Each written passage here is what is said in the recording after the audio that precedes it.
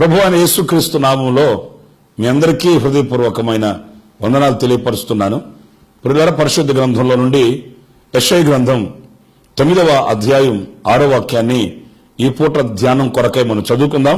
ఆశ్చర్యకరుడు, ఆలోచనకర్త, బలవంతుడని దేవుడు, నిత్యుడగు తండ్రి, సమాధానకర్తయగు అధిపతి అని అతనికి పేరు పెట్టబడును.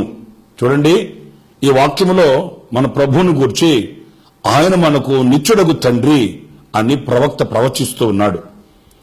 ఈ సందేశం, ఈ వాక్యం యేసుక్రీస్తు జన్మింపక మునిపే 1000 సంవత్సరాల క్రితం పరిశుద్ధాత్మ పూర్ణుడైన దైవజనుడు యెషయా ప్రవచించిన ప్రవచన వాక్కండి.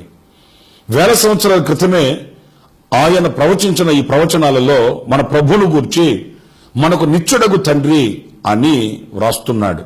అంటే లోక సంబంధంగా మనకు ఒక తండ్రి ఉన్నాడు, కానీ నిత్యుడగు తండ్రి అంటే నిత్యము యుగాయుగములు మనతో నిలిచే ఇమ్మానుయేలు, మన ప్రభు అయిన యేసుక్రీస్తు, ఆయన మనకు నిత్యుడగు తండ్రి అని మనం ఈ వాక్యంలో చూస్తున్నాం. ప్రియులారా, అన్నప్పుడు ఆ తండ్రి మన ఎడల ఆయనకున్న బాధ్యతలు ఎలాంటివి, ఆ తండ్రిలో ఉన్న సుగుణాలు ఎలాంటివి, ఆయన కలిగి ఉన్న గుణలక్షణాలు ఎలాంటివి అనేది 1, 2, 3 మాటల్లో పరిశుద్ధ గ్రంథంలో మనం గమనించినప్పుడు, మొదటిగా కీర్తనల గ్రంథం 103వ కీర్తన 13వ చరణం, తండ్రి తన కుమారుల ఎడల జాలిపడినట్లు యెహోవా తన యందు భయభక్తులు గలవారి ఎడల జాలిపడును. ప్రియులారా, గమనించండి, ఈ వాక్యంలో మనకు ఆయన తండ్రి గనుక ఆయన యందు భయభక్తులు కలిగిన వారి ఎడల ఆయన కనికరం చూపిస్తాడట, జాలి పడుతాడటండి. అవునండి, లోకంలో మనకు ఎందరున్నా కూడా మనుషుల యొక్క కనికరం, మనుషుల యొక్క జాలి, వాళ్ళ యొక్క దయాదాక్షిణ్యాలు కొద్ది కాలమే నిలుస్తాయి, కొంతకాలమే మనల్ని బలపరుస్తాయి. కానీ నిత్యుడగు తండ్రి ఆయన యుగాయుగములు సజీవుడైన దేవుడు గనుక ఆయన కనికరం, ఆయన కటాక్షం అనేది యుగాయుగములు మనతో మరి నిలిచేది. నా ప్రియమైన దేవుని బిడ్డలారా, చూడండి, ఆయన మన ఎడల జాలి పడినప్పుడు ఆ జాలిలో ఎంతో ప్రేమ ఉంటుంది, ఎంతో ఆప్యాయత ఉంటుంది, ఎంతో ఓదార్పు ఉంటుంది. అంతేకాదండి, ఎంతో ఆశీర్వాదం కూడా దాగి ఉంటుందని మనం గమనించాలి. చరిత్రలో యేసుక్రీస్తు చెప్పిన ఒక ఉపమానాన్ని ఈ సందర్భంలో మనం జ్ఞాపకం చేసుకుంటే, ఒక తండ్రికి 2 కుమారులు ఉన్నారు. ఆ 2 కుమారులలో ఆ చిన్న కుమారుడు తనకు రావాల్సిన వాటా పంచేసుకుని అతను మరి వ్యాపారం చేయడానికని దూరదేశం వెళ్ళిపోయాడు. తండ్రి సహవాసాన్ని కాదని, తండ్రి కనుచూపుల పరిధిలో నుండి తండ్రి ఇంటిని విడిచి దూరదేశానికి వెళ్ళాడు.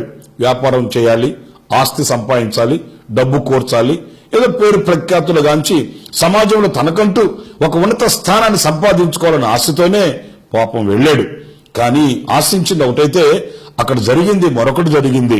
ప్రియులారా, చేతిలో ఉన్న డబ్బంతా అయిపోయింది, స్నేహితులంతా వెళ్ళిపోయారు. పాపం శరీరం మీద సరైన బట్ట కూడా లేని పరిస్థితుల్లో, ఆకలి తీరని పరిస్థితుల్లో అలమటించిపోతూ అతనికి మరలా దేవుని వాక్యంలో ఇలాగే వ్రాయబడి ఉందండి, బుద్ధి వచ్చిందట. అతనికి మనసు స్థిమితం కలిగింది. తండ్రి ఇంట సమృద్ధి ఉంది, తండ్రి ఇంట అనేకులు బ్రతుకుతున్నారు, నా తండ్రి ఇంట్లో క్షేమం ఉంది. కానీ ఆ క్షేమాన్ని, సమృద్ధిని విడిచి నేను ఎలాంటి ఆకలి చావడం ఏంటని అతనికి పశ్చాత్తాపం కలిగింది. ప్రియా దేవుని బిడ్డలారా, అతడు తిరిగి మరలా ఇంటికి వచ్చాడు. ఇక్కడ నేను మీతో చెప్పాలనుకున్న మాట ఏంటంటే, మరి పారిపోయి ఇంట్లో నుంచి వెళ్లిపోయి ఆస్తిని తీసుకుని వెళ్లి దుర్వ్యాపారాలలో సమస్తాన్ని పోగొట్టుకుని తన కుమారుడు మరలా తిరిగి ఇంటికి వస్తుంటే, ప్రియా దేవుని బిడ్డలారా, ఆశ్చర్యమైన సంగతి ఏంటంటే, వాక్యం మనం చదువుతామండి. లూకా సువార్త 15వ అధ్యాయం 20వ వాక్యం, వాడింకా దూరముగా ఉన్నప్పుడు తండ్రి వాణ్ణి చూచి కనికరపడి పరిగెత్తి వాని మెడ మీద పడి ముద్దు పెట్టుకొనెను. చూసారండి, తన కుమారుని ఎడల కనికరం ఎంత ఆశ్చర్యమైన కార్యం చేసిందో. అతడు పేదవాడుగా ఉన్నాడు, దరిద్రతలో ఉన్నాడు, అతని శరీరం మీద మంచి బట్టలు లేవు, ఎంతో కాలంగా దూరమైపోయి ఇప్పుడు మరలా తండ్రి దగ్గరకు వచ్చిన ఆ యొక్క కుమారుని చూడగానే అతని మీద కనికరపడ్డాడు. నేను ఈ వాక్యంలో మీతో చెప్పాలనుకున్నది ఏంటంటే, ఏమని కనికరపడి ఉంటాడు? వాస్తవంగా అలాంటి కుమారుని గూర్చి మనకు విరక్తి కలుగుతుంది, విసుగు కలుగుతుంది. మరలా అలాంటి కుమారుడు ఇంటికి వస్తే ఆ మొదటి ప్రేమను అతని మీద మనం చూపించలేమండి. అయితే నా ప్రియమైన దేవుని బిడ్డలారా, ఇక్కడ తండ్రి కుమారుని మీద కనికరపడ్డాడట.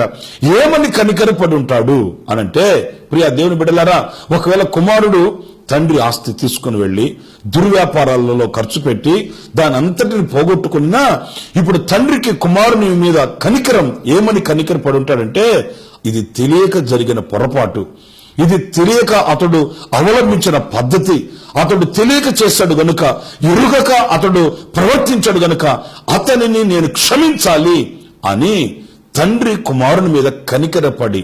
ప్రియ దేవుని బిడ్డలారా గమనించండి, మన వ్యక్తిగత బ్రతుకులలో కూడా దేవుడు మనల్ని క్షమించకపోతే, ఆయన మనల్ని కనికరించకపోతే మనం ఈ రోజున ఇలాంటి ఆధ్యాత్మికమైన విలువలు కలిగి బ్రతికే వారము కాదండి. పాపం ప్రతి మనిషిని ఏలుబడి చేస్తుంది. పాపం ప్రతి మనిషిని వంగదీసి లొంగదీసి నాశన కోపానికి ఈడ్చుకుని వెళుతుంది. కానీ నా ప్రియులారా, మన పాపమును బట్టి ఆయన మనకు ప్రతీకారము చేయక, మన దోషములను బట్టి ఆయన మనకు ప్రతిఫలం ఇవ్వక, ఆయన మన సంకుటములన్నింటినీ కుదిర్చి మనకు క్షమభిక్షను పెట్టి ఆయన మన మీద కనికరపడ్డాడు. అందుకే తండ్రి ఆ కుమారుడు దూరముగా ఉండగానే పరిగెత్తుకుని వెళ్లి అతని మెడ మీద పడి అతన్ని ముద్దు పెట్టుకున్నాడట. నా ప్రియులారా, కుమారుని ఎడల తండ్రికి ఎంత ప్రేమో చూడండి. ఆ ప్రేమకు నిదర్శనం కనికరపడడం. ప్రియులారా, రెండవదిగా మనం పరిశుద్ధ గ్రంథంలో చూస్తే తండ్రిలో ఉన్న సుగుణం. యోహాను సువార్త 5వ అధ్యాయం 27వ వాక్యంలో మనం చదివితే, మరియు ఆయన మనుష్య కుమారుడు గనుక తీర్పు తీర్చుటకు తండ్రి అధికారము అనుగ్రహించను అని వ్రాయబడి ఉందండి. అంటే ఈ వాక్యంలో మనం గమనిస్తే ప్రియులారా, తండ్రి మనకు అధికారం ఇస్తాడట, కుమారునికి అధికారం ఇస్తాడట. గమనించండి, తండ్రి ఒక అధికారము కలిగిన వాడు. ఆయన సర్వశక్తి కలిగిన దేవుడు, సర్వాధిపతి అయిన దేవుడు, సర్వాధికారి అయిన ప్రభువు అండి. ఆ సర్వాధికారి అయిన ప్రభువు మనకు కూడా ఆయనలో ఉన్న అధికారాన్ని, ఆయనలో ఉన్న శక్తిని, ఆయనలో ఉన్న సామర్థ్యతను ఆయన మనకు ప్రసాదించే దేవుడు. ఎందుకంటే ఆయన మనకు తండ్రి గనుక.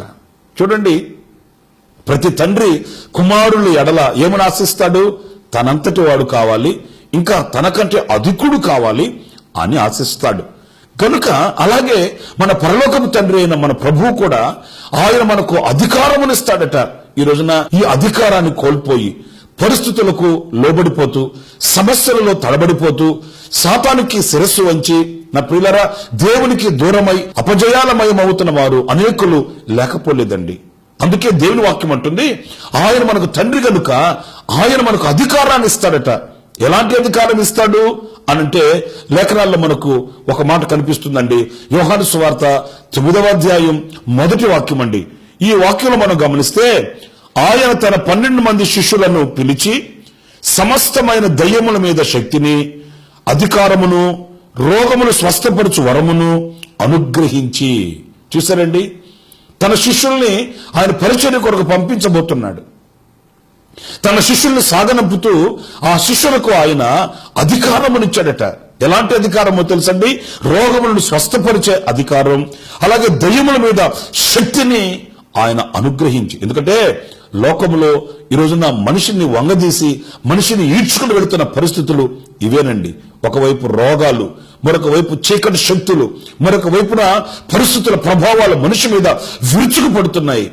అందుకే దేవుడు మనకు తండ్రి గనుక తన బిడలైన వారికి వాటన్నిటి మీద అధికారాన్ని ఆయన అనుగ్రహించి పంపించాడండి. ప్రియా దేవుని బిడలారా, నిజమే, ఈ రోజు మనం ఎంతగా స్తుతించాలనో, ప్రభుని ఎంతగా ఆరాధించాలనో అనేది మనము ఆయనకి ఏమి చెల్లించి రుణం తీర్చుకోలేము అనే విషయాన్ని గ్రహిస్తామండి. ఎందుకంటే లోకంలోనికి ఆయన వారిని పంపిస్తూ లోకంలో వారికి ఏది కావాలనో, నిజమేనండి, మన వ్యక్తిగత బ్రతుకులలో కూడా నా ప్రియులారా, దేవుని వాక్యం అంటుంది, తల్లి గర్భంలో మనం రూపింపబడక మునిపే ఆయన మనల్ని ఎరిగిన వాడండి. మన అక్కర్లు తెలుసు, మన అవసరతలు తెలుసు, మనకు ఏ సమయంలో ఎప్పుడు ఏది ఎక్కడ ఏమి కావాలనో ఆయనకు సమస్తం తెలుసండి.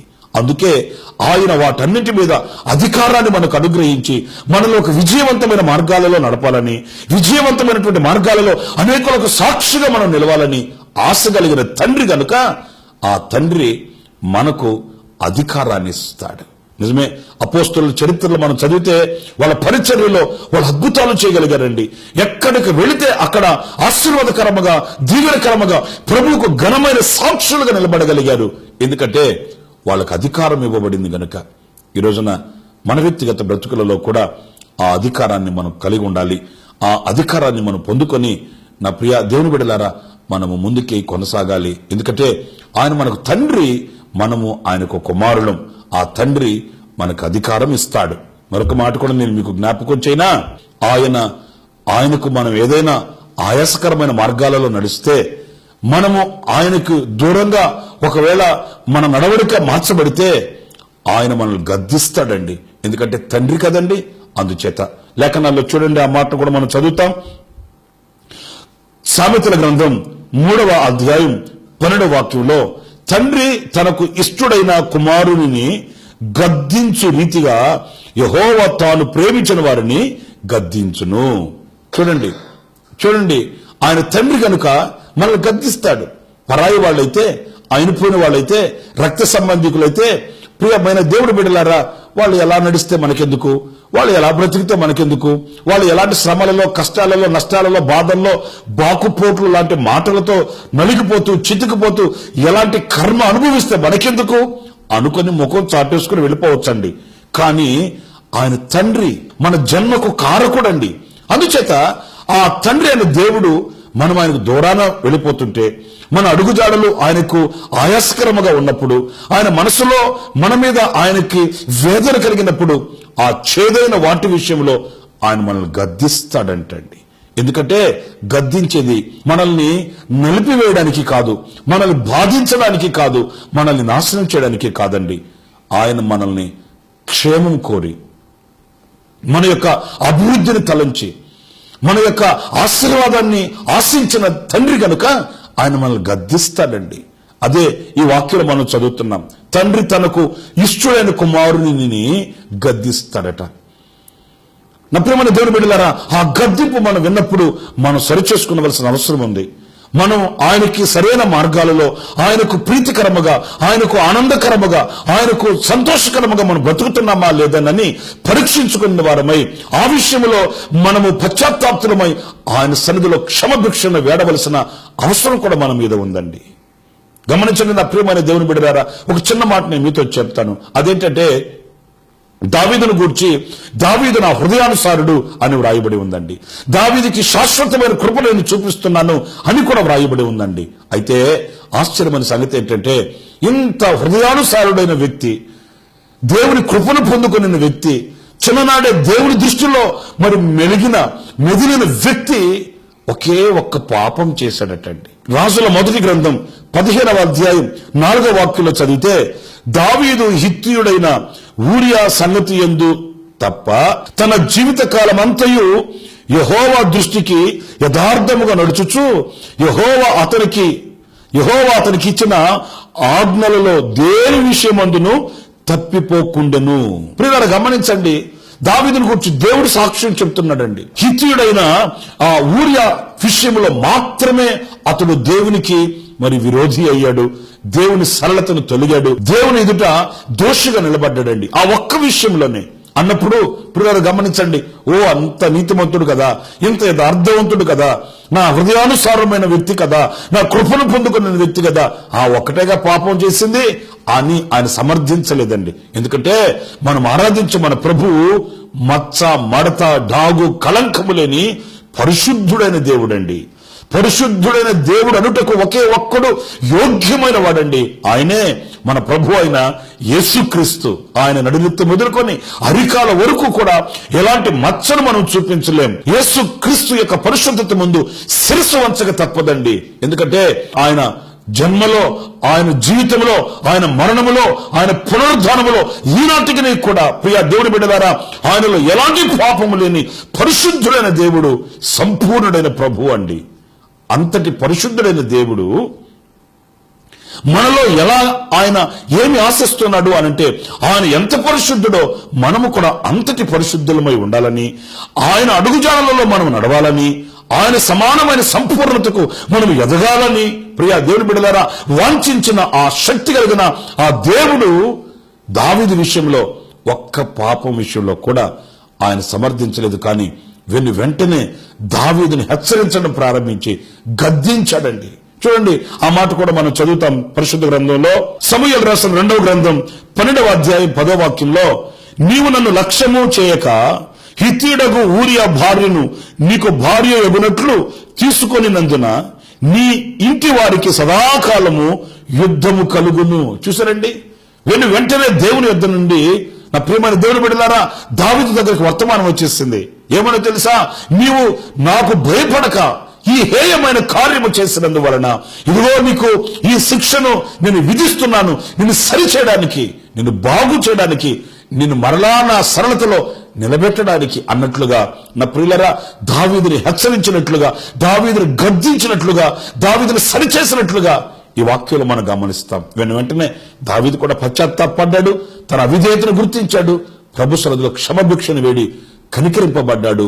నా ప్రియమైన దేవుని బిడ్డలారా మరలా తండ్రికి సంతోషకరమైన మార్గాలలో నడవడానికి దేవుడు కృప చూపించాడు. ఎందుకంటే తండ్రి గద్దించినప్పుడు ఆ గద్దింపుకు మనం లోబడాలండి, ఆ గద్దింపుకు మన శిరస్సు వంచాలండి. ప్రియులారా దావీదు జీవితంలో ఒక శక్తి కలిగిన పాలన చేయగలిగాడు, కృప కలిగినటువంటి జీవితాన్ని కొనసాగించుకోగలిగాడు. అంతేకాదు శాశ్వతులైన దేవునితో కూడా ఆయన అత్యున్నతమైన సహవాస సంబంధాలు కలిగి బ్రతకగలిగాడు. కారణం ఏంటంటే ఒక చిన్న అవిధేయత తన జీవితంలో పడచూపింది. దాని విషయంలో దేవుడు గద్దించగానే, తండ్రి గద్దించగానే లోపడ్డాడండి, విధేయుడయ్యాడండి. 3 విషయాలు ఈ వాక్యంలో మనం గమనిస్తూ వచ్చాం. తండ్రి ఆయన మనల్ని కరుణిస్తాడు, కటాక్షిస్తాడు, మన మీద జాలి పడుతాడు. 2వదిగా ఆ తండ్రి మనకు అధికారం ఇస్తాడు. 3వదిగా మనం ఆయనకు దూరం అవుతున్న వేళ మనల్ని గద్దిస్తాడు, హెచ్చరిస్తాడు, మనల్ని దివ్యమైన ఆశీర్వాదానికి పాత్రులుగా చేస్తాడని ఈ వాక్యం చెప్తుంది. ప్రార్థన చేసుకుందాం. దయగలిగిన తండ్రి, ఆశ్చర్యకరుడైన యేసయ్య మీకు వందనాలు నాయనా. మీరు మాకు తండ్రిగా ఉన్నందుకు మేము ధన్యులం. మీ అడుగు జాడలలో నడిచి నైనా మీ యొక్క కటాక్షాన్ని పొందుకోవడానికి, మీ యొక్క అధికారాన్ని పొందుకోవడానికి, మీ గద్దింపుకు లోబడడానికి మాకు కృపను గురించి నడిపించమని మమ్మల్ని ఒక్కొక్కరిని మీ చేతులు సమర్పించుకుంటూ యేసు నామములో ప్రార్థించి వేడుకొనుచున్నాను తండ్రి. Amen, amen. ప్రభు మిమ్మల్ని దీవించి ఆశీర్వదించునుగాక. ఆమెన్.